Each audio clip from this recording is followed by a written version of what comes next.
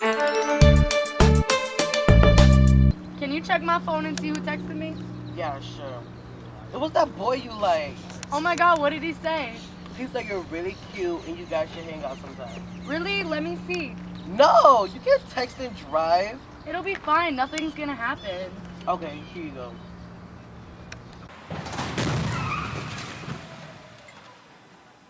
The United States Department of Transportation notes that cell phones are involved in 1.6 million auto crashes each year that cause 500,000 injuries and take 6,000 lives. According to Focus Driven, up to 80% of all crashes involve some form of driver distraction. Teens have the reaction time of a 70-year-old when distracted while driving. The risk of crashing is 4 times higher when a driver uses a cell phone. According to research, even though teens recognize that talking or texting on a cell phone or using social media apps while driving is unsafe, they often engage in these behaviors while driving. Individuals who drive while sending or reading text messages are 23% more likely to be involved in a car crash than other drivers. A crash typically happens in an average of 3 seconds after a driver is distracted.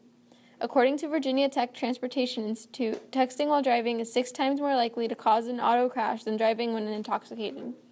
During any point of the day, 11% of drivers are talking on their cell phones. 57% of drivers in the U.S. say that they have texted while driving.